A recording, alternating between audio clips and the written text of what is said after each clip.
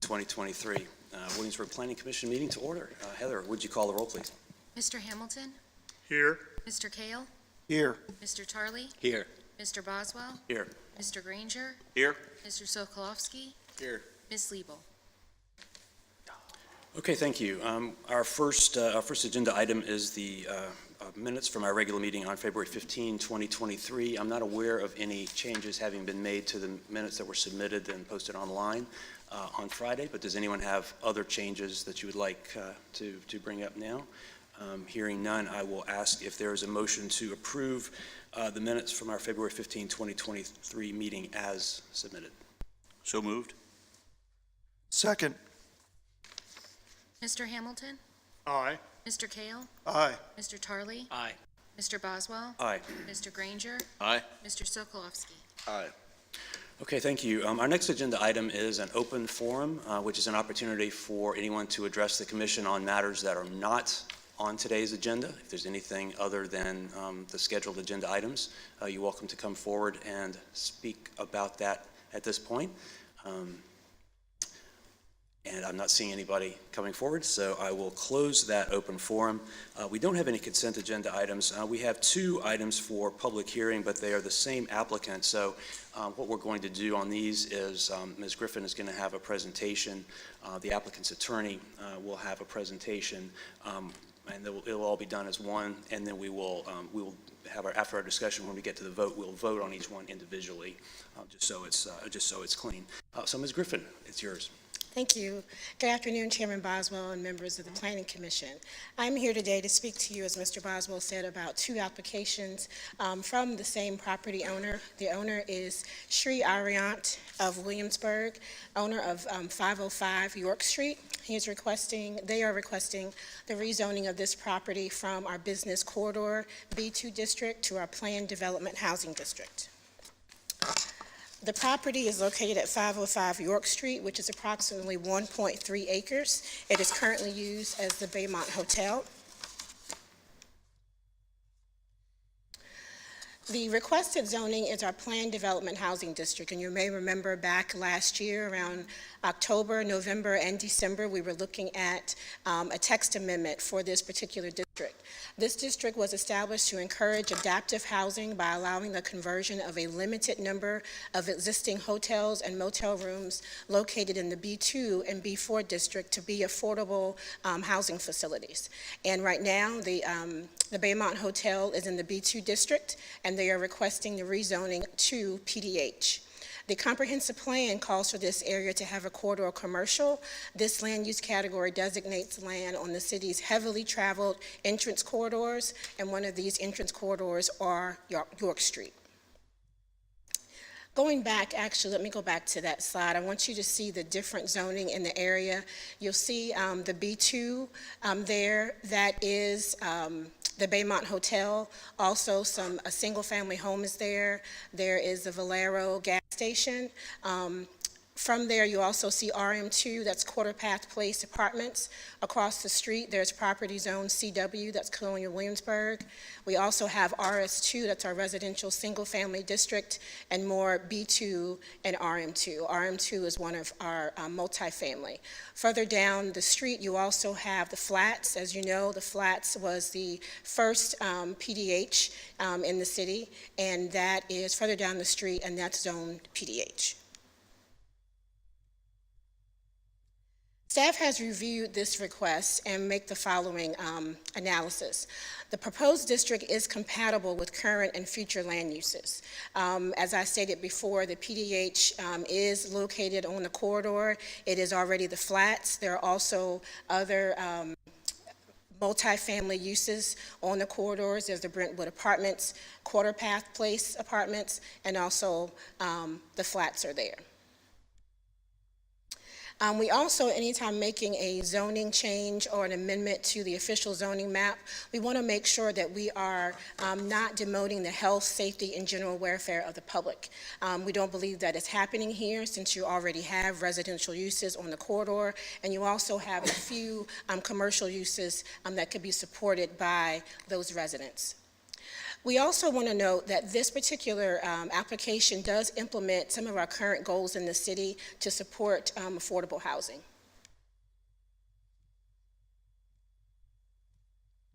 Located on an existing public transit route. One of the things that is intent of the PDH district is that they are located on a public transit route. And I'll get into this a little bit later, but York Street does have several bus stops there. There's a multi-use path that goes down to Quarter Place, the community center, and also the sidewalks was just implemented, and some streetscape happened back in 2014. And then one of the other things that we want to look at when we're looking at rezoning is, will this have a significant development impact? Or will this particular rezoning, how will it impact the hotel that's currently there? And is this hotel operating in such now that if we take it off the market, it will have an impact on our economic development? And we conclude that it will not.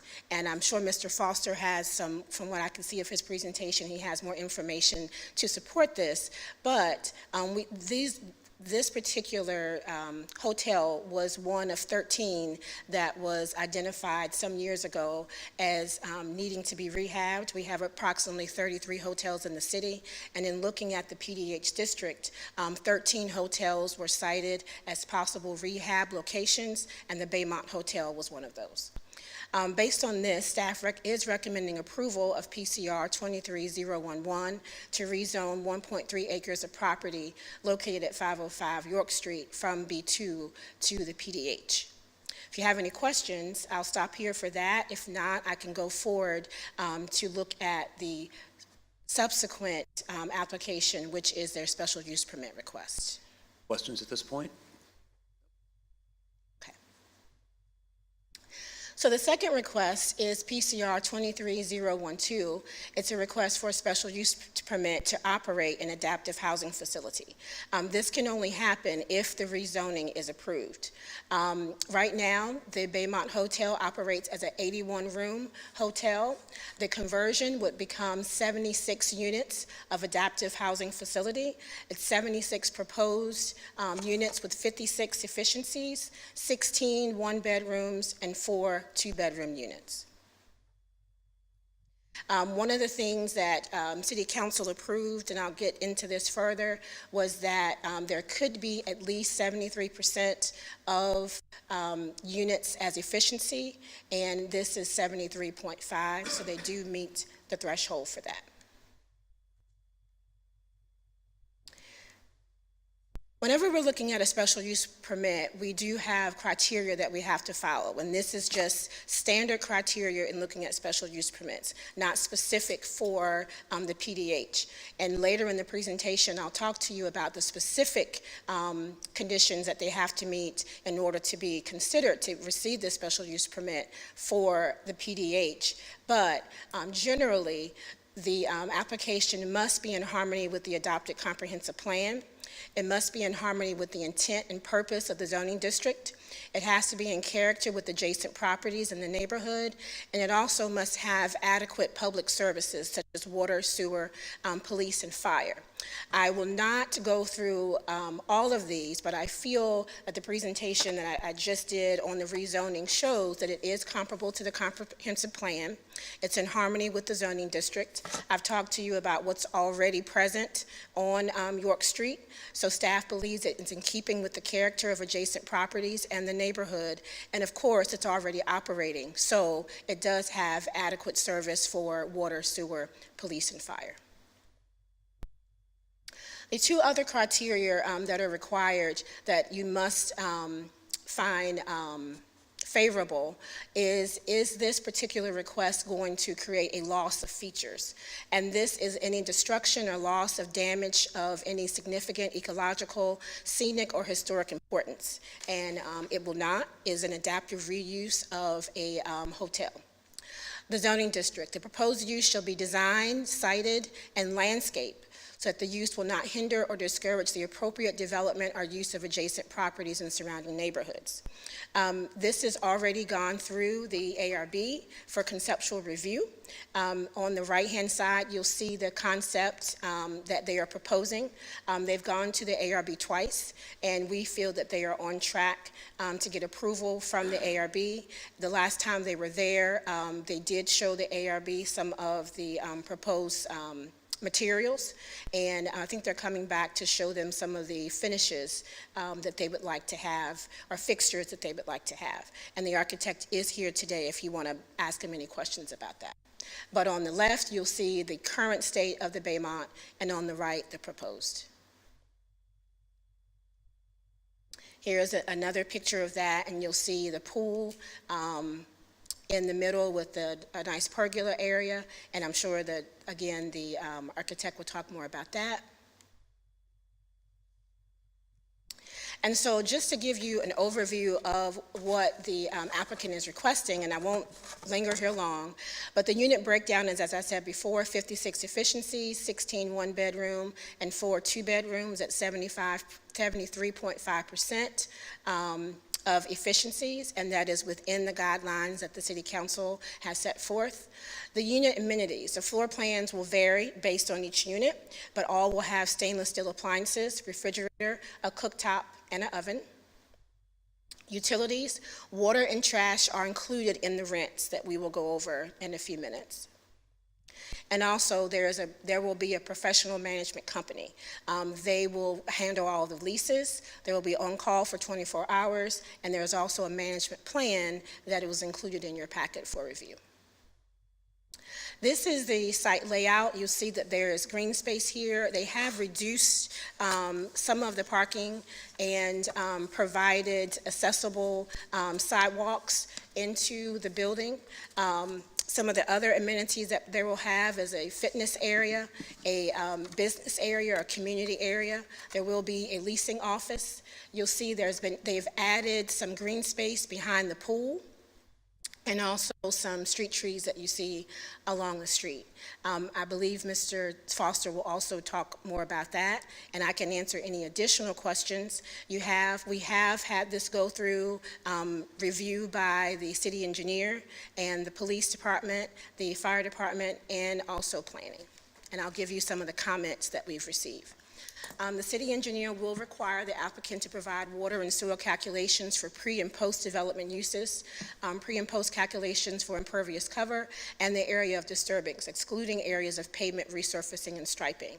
I will say this will require a limited site plan, limited because the building is already there, but since they are changing some landscaping, he will have to look at pre- and post development. And then our police department has asked for replacement of the current outdoor lighting with LED parking lights. And also, the lights should not be obstructed by trees. And they've asked that the applicant replace the outdoor stairs with floating stairs to enhance the natural surveillance and increase the size of the lobby window to bring more eyes to the parking lot. The applicant is aware of all of these changes and has no issue with providing these during the site plan review process. And this is actually for the fire department.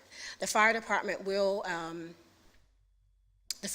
is asking for connections, to make sure that connections are in the correct place. And really their comments that they provided are general comments that they would provide on any site plan. I wanted to just give you an overview and refresh your memory on the ordinance 2207. Here, these are the changes that City Council approved back in December. We're here now because they required a special use permit. It expanded it to the B2 to the B4 district. This property is in the B2. If this was approved, it would leave 174 additional units that could be converted over to facilities. It disallowed adaptive housing facilities adjacent to Richmond Road, and again, it increased it to 2 to no more than 5 adaptive housing facilities throughout the city. It required that all units be affordable to households with incomes at or below 80% of the area median income. And for these households, rents may not exceed 30% of the income calculated by using 80% of the AMI. It allowed 75% of the units to be studio and the remaining a mix of 1 and 2 bedrooms. And again, they meet that threshold. It required property owners to provide an affordable report to the city, and they are willing to do that. And it also added additional approval criteria, and that is what I want to spend the remainder of the time on. This is the affordability table. Here you see at the top the income limits. These income limits are set by the Department of Housing and Community Development for the United States, HUD.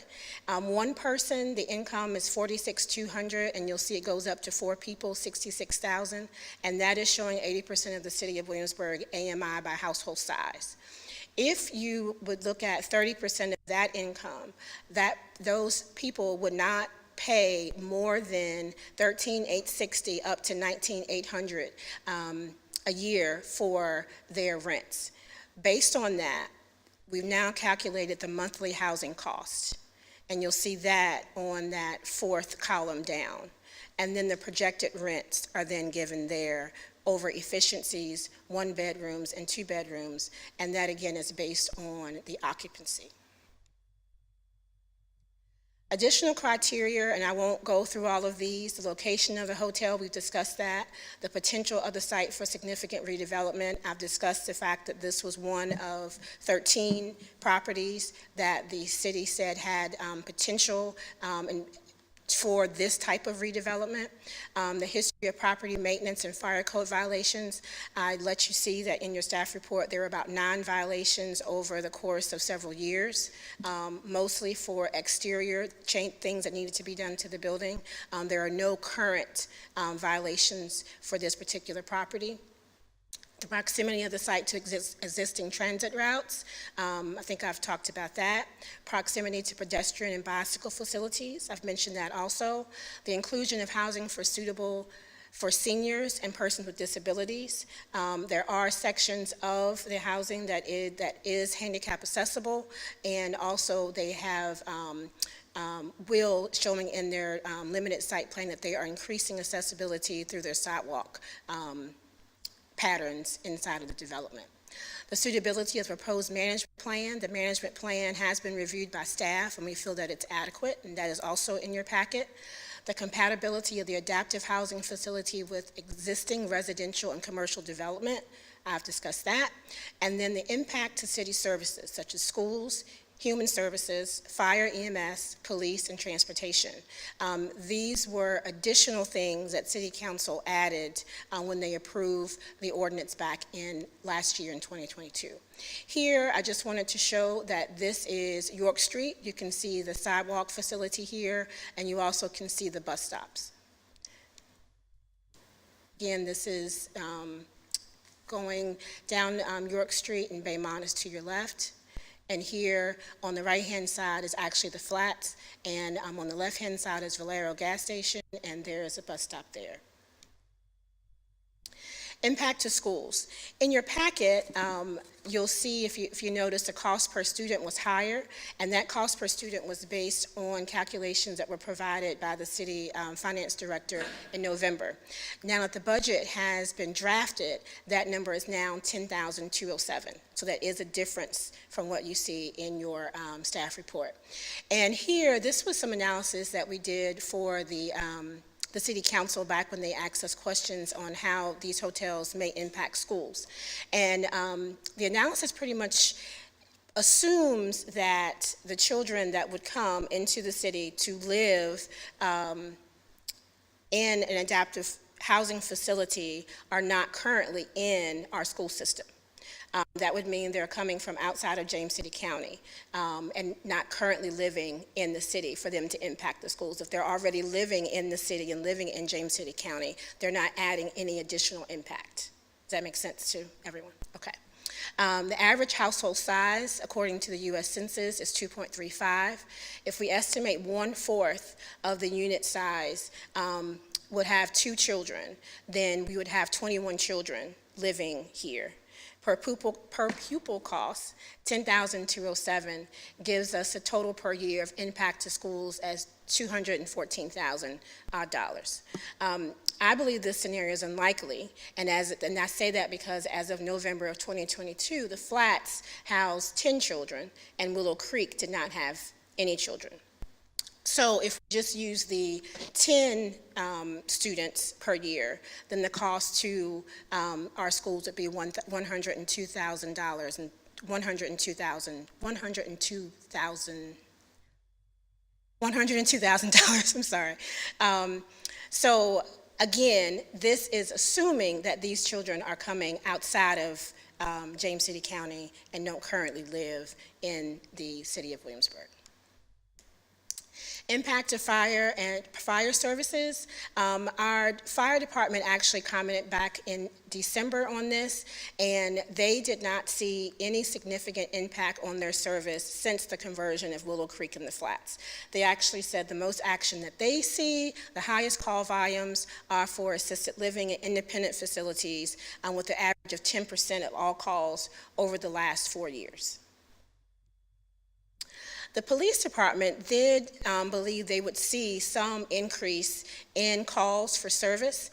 They felt that this would be an uptick because citizens would be concerned and maybe less tolerant of issues of people in their community that were actually permanent residents versus those who were transient. So for example, if the Baymont Hotel had complaints, they did not feel that neighbors would call. But if they know that these are permanent persons that are living there, they did anticipate maybe in the beginning, the first year, that there would be an uptick in calls to the police. One thing that was brought to our attention and one of the concerns from one of the residents along York Street in the Quarter Path area was whether this was a concentration of poverty on York Street. And so I wanted to show here the different rates of rent along York Street. Here we have Brentwood Apartments, 1 to 2 bedrooms. You can see the rents there. And I will say the rents at Brentwood, this is based on their 2021. My guess that this has increased. The Flats at Williamsburg, this is current. This is as of December of last year. Quarter Path Place, 2 bedrooms, you'll see from $950 to $1,100. And then the proposed Baymont conversion, here you have the studios, the 1 bedrooms, and the 2 bedrooms. And again, that difference in the 1 bedroom is based on the occupancy. Based on what I could see, the proposed Baymont conversion would actually have higher rents, and they're comparable to Quarter Path Place and to the 2 bedrooms at the Flats. I believe this person will speak to you today during the public hearing, and I believe that is all that I have, except based on the what we've seen and based on the analysis of staff, we feel that this first conversion request, since the text amendment to this particular section meets all of the requirements of a special use permit generally, and then all of the requirements specifically for the conversion from a hotel to an adaptive housing facility. And therefore, we are suggesting and recommending approval. We do recommend approval with the condition that the applicant meets the requirements set forth by the city engineer, the police, and the fire department. And also, you should note that there are conditions that the applicant has provided, and those 4 are here, and I'm sure they'll discuss them when they come to give their presentation. If you have any questions, and I know that was long, but it is a lot of criteria that we need to make sure that we meet. But if you have any questions, I'm very happy to answer them. Thank you, Ms. Griffin. I wouldn't apologize for the detail there, because I think that's actually very helpful compared to the prior ones that we had, where we ended up asking you all those questions, and now you're addressing them for us in advance. So that's really helpful. Thank you for that. Questions for Ms. Griffin? Okay, I'll open the public forum. I believe the applicant is here with Mr. Foster, his attorney. Good afternoon, Planning Commission. Ms. Griffin, you might have to teach me how to use, there we go. Scott Foster with Gentry Lock in Richmond. I reside in the city of Williamsburg and Skipwith Farms. This is Priyank Shah. of Arihant Investments and Shree, Arihant of Williamsburg Incorporated. Also with us is John Harrison of Hopkins Associates. John's responsible for the design and layout of the project and is available to call on for questions to that effect. Prionk's family operates out of Chester, Virginia. This entity that owns this property is a part of Arihant Investments, and they own properties across a number of states. So thank you to Ms. Griffin for a very comprehensive presentation. This is going to make mine go much quicker, but I'll take you through some renderings here, some current status and proposed visuals coming from each direction on York Street. We think this is a massive improvement to the aesthetic of that entrance corridor. This is the west and south facing sides. I'll talk a bit about the pool later on. We're excited about that improved aesthetic, and from the sound of things, that's actually somewhat the design from York Street looking into the pool of the original hotel on that site. So it's kind of nice to be bringing that back to life. Again, here's the front and side. The bottom left photo is standing within the project looking back towards York Street. The pool will be in the foreground there, and I'll talk a bit about that here in a second. So this is the site plan, as Ms. Griffin referenced. Based on initial conversations with staff, we realized we had an excess of parking spots. So we freed up that space and ended up turning it into green space. I don't know if this is a pointer or not, but you'll note the large section of green space in the middle there adjacent to the pool. That allows us to add some nicer outdoor gathering space and amenities and kind of support that nice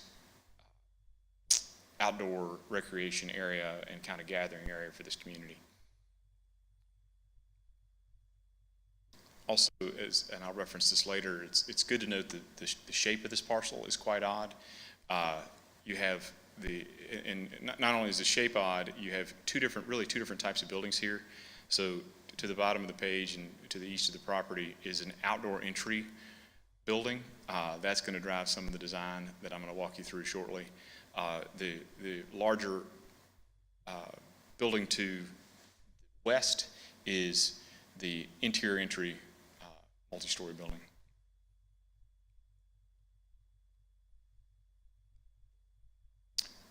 So these are the unit count and layouts of each of the buildings. You can see the ground floor units and second floor units. We'll walk through those shortly, and then there'll be a different unit layout for the exterior entrance portion of the property. So, and if you all have any questions about these layouts and how we made this work, John is responsible for this sharp design.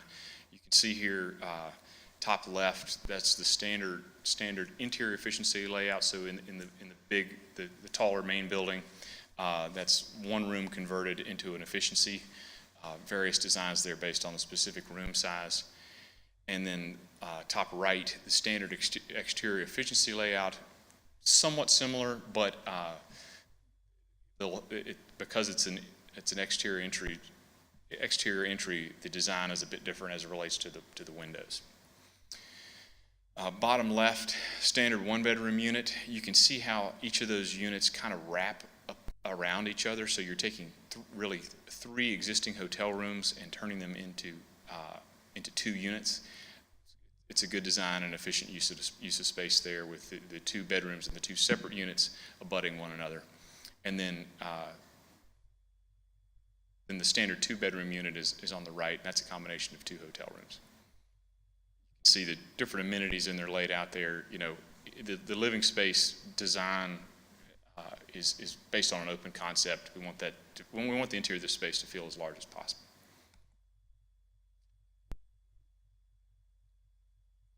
So, project overview and kind of a little bit of the ownership history. The owners bought this property at a short sale in 2011. If you go back through the city tax records, sale records, you can see that they got it at a significant discount from what it had been paid for several years prior. It's a little bit of that post-2008 workout going on. As most of you will probably remember, this property's gone through a number of different flags over the last several years, Historic Garden Inn, Quality Inn, OIO, and now the Baymont. This story is not unfamiliar to Williamsburg, with older hotel properties struggling to make it work. In 2011, they invested $400,000 in renovating the property. That has not panned out very well, and they, based on the revenue generated by the property as it is, it's difficult to make further investments, and that's driven by a number of factors. Largely Williamsburg's oversupply, under demand of hotel units, but also just the general financing of hotel properties in today's market. So here's a bit of a renovation budget so you can see at least some preliminary ballpark numbers on what it will take to bring this property to that nice exterior aesthetic and really quality form and function that you all have come to expect for properties in this district. So reskinning is a significant portion of the budget, and that's going to give you that aesthetic that you've been looking for. Bit of a remodel on the parking lot, repaving everything. As Ms. Griffin pointed out, there's going to need to be some exterior improvements that the city is going to require as it relates to lighting, access, stairwells, et cetera. So those will all be made here. Ms. Griffin also covered this, but the interior of these units is really, expectation is high. Nice floor coverings, durable floor coverings, durable countertops, stainless steel appliances. We want this to be a place that people are proud of and excited to live. New HVAC units, hotel rooms are really not designed to breathe, and the HVAC component is really important here. There's been some lessons learned at both the Flats and Willow Creek to that effect, so this project will incorporate that into its design. Moving air is really important. As was the experience in both Willow Creek and the Flats, this is going to require a significant upgrade to all electric, plumbing, service, and systems. So that's significant expense as well.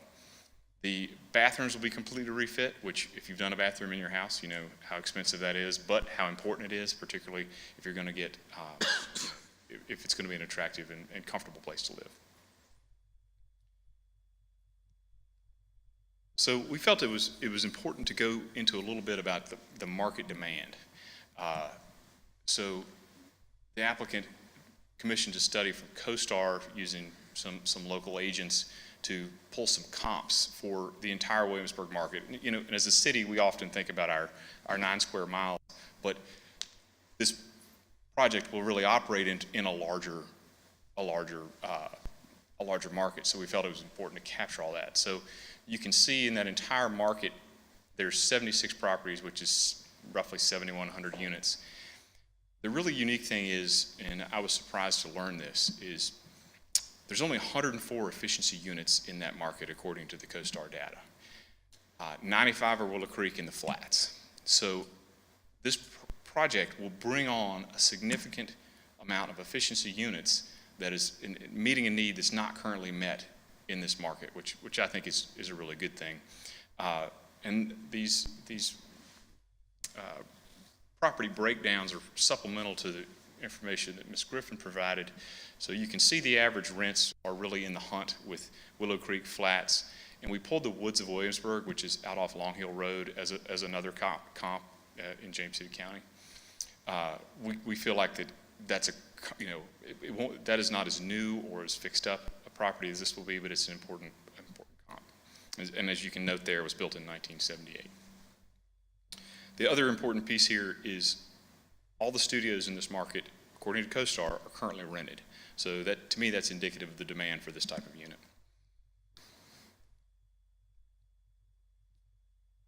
So I'll go back one, excuse me. Sorry, there we go. Talking about rents, this is a good time to point out who's the target audience of this project? So, and as Ms. Griffin pointed out, there's some concern about focusing too many of one type of product in a certain part of the city. So there's no better example to look to than than the tenants currently living in the flats in Willow Creek. Those people are chefs at local restaurants.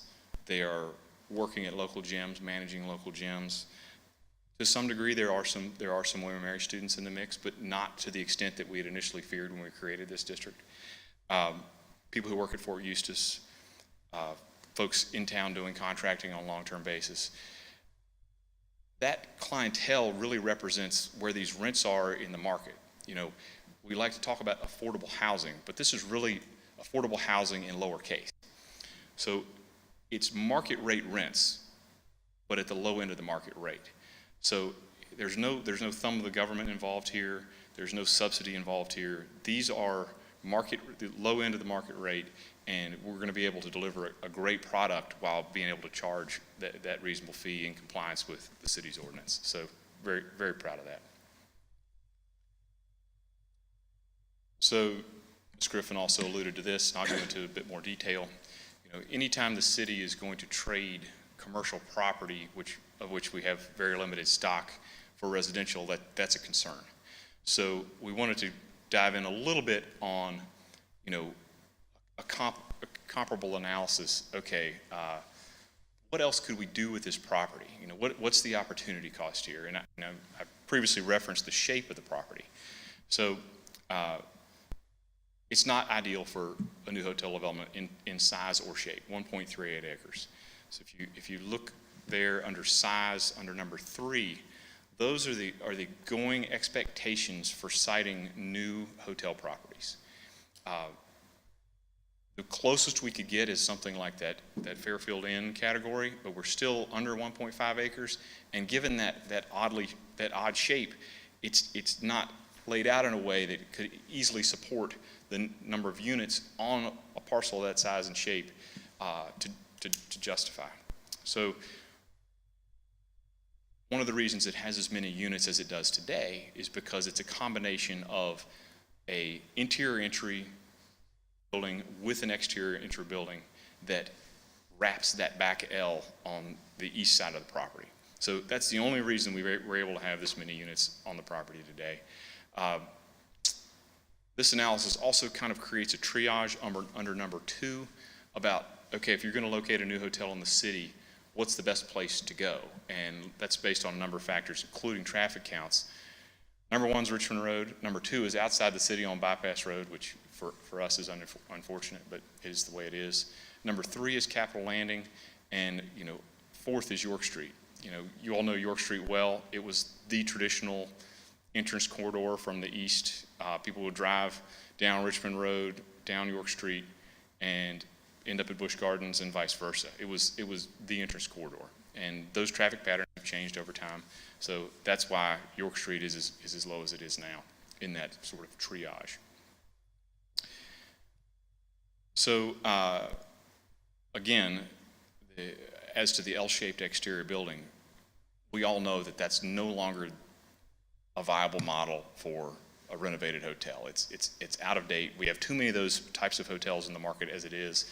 So that's a real limitation on being able to repurpose this existing property into another hotel property.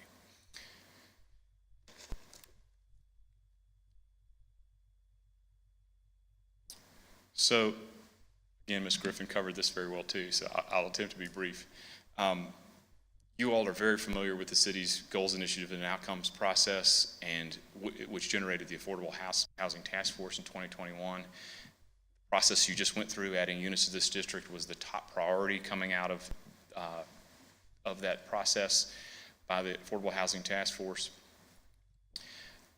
The 2021 comprehensive plan, again, thanks to your all's work, is really stuffed with references to increasing affordable housing, increasing access to housing, and in particular, using the zoning ordinance as a means to incentivize the type of private development that this project represents.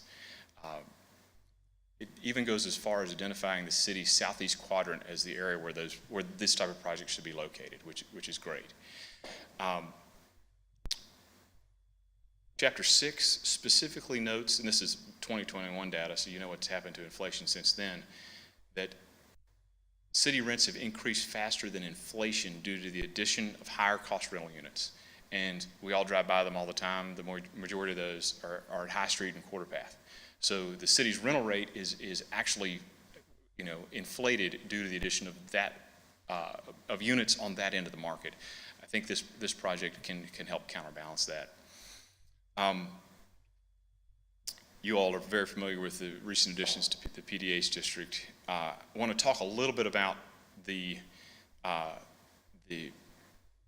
purpose of the PDH district. It's a single-purpose district. So you rezone. If the city grants us this rezoning, this is the only use we can make of this property.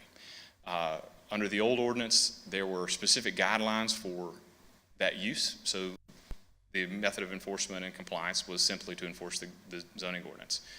The city's now added this SUP requirement in addition to the rezoning. So the SUP and these conditions that we've provided run with the land and govern the ongoing use and operation of the project. That's an important component because the SUP frees up the city and the applicant to engage in a productive discussion about, okay, beyond what's in the ordinance, how do you want this property to operate?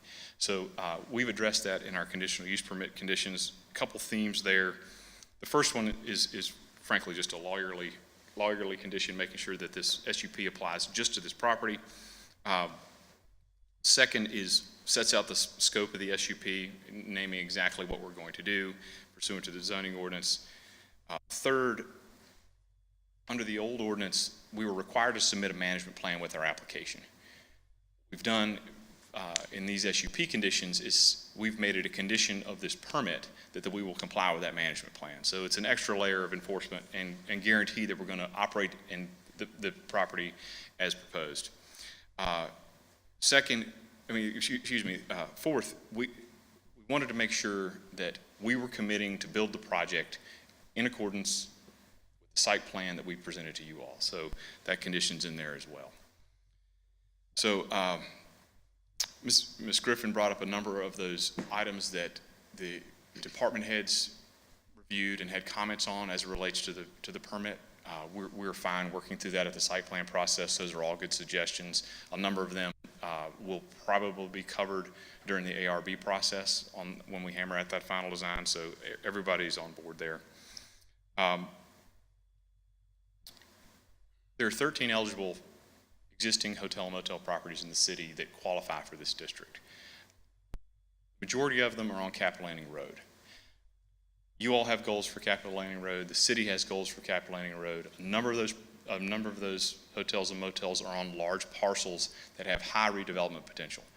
I think those properties and those hotels stand in stark contrast to this property from a redevelopment perspective. This is a great use of this small parcel, and I really think we have the opportunity to build on both Willow Creek and the Flats, which by everyone's estimation are a great success. This PDH district and the city's programs surrounding it really provide an opportunity for private market solutions to publicly identified issues. So I'm happy to answer any questions you all have. I've got these folks here as well for you all to call on. Okay, thank you, Mr. Foster. Questions for Mr. Foster or the applicant or the architect? Connor? How many parking spaces on the property? I believe there are 80. I'm assuming there'll be some sort of controlled access from the street to the pool, if it's an outdoor pool. I'm assuming there'll be some controlled access from the street. Right, by code, you're required to have a barrier, and I think we've talked briefly about just the ability to maintain just the residents' access to that area. But the pool is on the street side, right? It is on the street side. Right. So there'll be shrubs and a fence or? Shrubs and a fence, right. The barrier has to extend all the way around. I couldn't see that on I assumed it was in there, but I know it was just a rendering, but And yes, definitely to comply with the Other questions? Mr. Granger? So, I'm going to go ahead and say that I'm a part of a group of more than 3 neighboring properties, and I consequently am permitted to vote on this matter pursuant to Section 2.2-3112B, paragraph 1 of the Virginia Conflict of Interest, and that I am able to participate in this transaction fairly and objectively and in the public interest. And with that, I don't have any questions. Okay, thank you. Very formal, thank you. Mr. Kale? Okay, I Thank think you. that will do it. Thank you so much. I have one speaker card, and I think I know who that is, Ms. Snyder. 5 minutes, but do I need to do this anyway? Everybody gets that, but if you're not going to go over 5 minutes, don't even worry about it. Okay, I'll give you an extra minute if you need it. all right, thank you. I don't think I shouldn't. Okay. Chairman, members of the Planning Committee, good afternoon. My name is Deborah Snyder, and I live at 237 Quarter Path Road in the village at Quarter Path. I'm here today to support the application for the rezoning and a special use permit for 505 York Street. I applaud the city for encouraging the conversion of hotel and motel rooms for workforce housing to meet a need for affordable housing in the city. That being said, I hope that the Planning Commission and the City Council will limit any additional workforce housing on York Road if this application is approved. This development, along with the flats of Williamsburg and Quarter Path Place, which provides a number of affordable units, should be the limit of units on York Street. Also, please take into account that the village at Quarter Path is adjacent to James City County and could be impacted by any plans that James City County has, possibly at the Fort Magruder Conference Center. I am not saying not in my backyard, but I am asking that future units be limited to on York Street, and that additional workforce housing be provided in other Williamsburg neighborhoods. Thank you. Thank you. And 3 minutes left. How do I turn You this? don't have to worry about it. It's, okay. our clerk has the magic button over there, Okay. so. All right, thank you. Good, okay. Anyone else? Any from the media? Anybody like from the media like to comment? Okay. Seeing no others, I'm going to close the public forum and ask for discussion, comments. Any other questions that have come up? I'll jump in and say I think we've been asking for some more affordable and workforce housing. I think this is a great location for it. I like everything I see about it. I feel really good about it. Yeah, long overdue and a step in the right direction, and I think it's located in a good area for it, and I acknowledge and appreciate your comments as well from our speaker, that this is a good number of units for that area, but we don't want to have the whole area turn into adaptive workforce housing. So I feel really good about this, and I'm glad to see it. Okay, thank you. Mr. Sokolowski? Okay. Second everything you just said. Okay, what he said. Yeah, what he said. Ditto, all right. Mr. Hampton? I cannot add anything to Greg's eloquence. Yale? Yep, I agree. I mean, I think achieves exactly what we're trying to accomplish. It checks all the boxes, the comp plan, the new ordinance, and then also something that I think helps quite a bit is it improves the streetscape with the architectural improvements, so.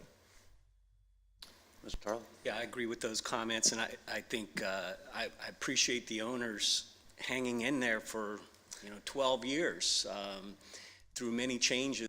The 4 flags that were listed on that slide, I don't think are the total number of flags that have been in that property since it was constructed. I think we've gone through virtually every every brand at some point in time.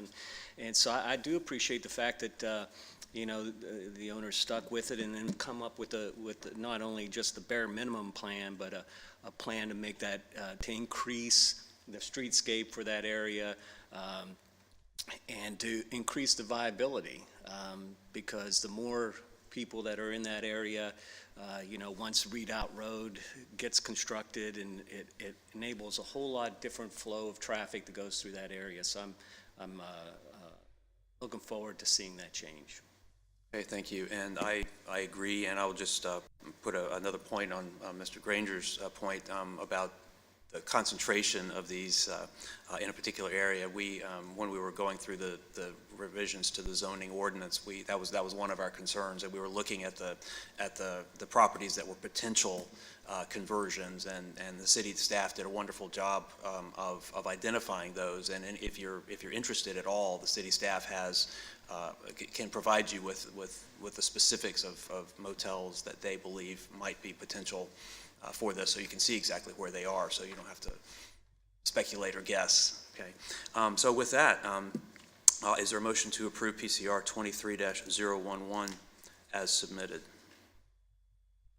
So moved. Second.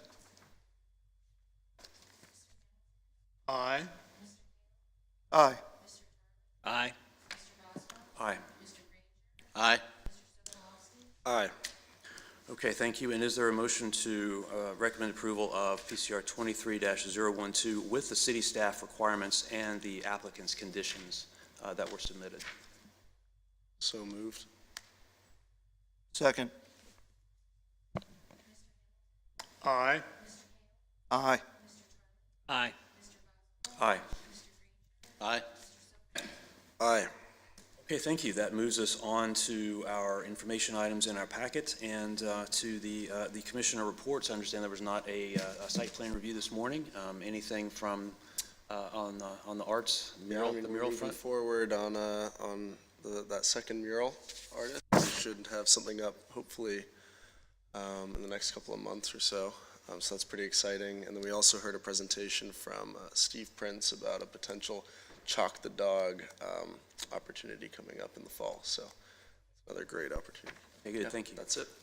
The EDA. So if you go to the city's website and search for the EDA agenda for April, you can take a look at some of the most recent artist renderings for outdoor dining along Prince George Street that they're going through. And these are going to be the ideas to make the space permanent out there, but semi-permanent in case, there's the need to move curbs for a move like, the Bray School or something similar to that you need more than one lane of traffic. So some attractive drawings on there to take a look at. And once again, I pitched the EDA Business Roundtable.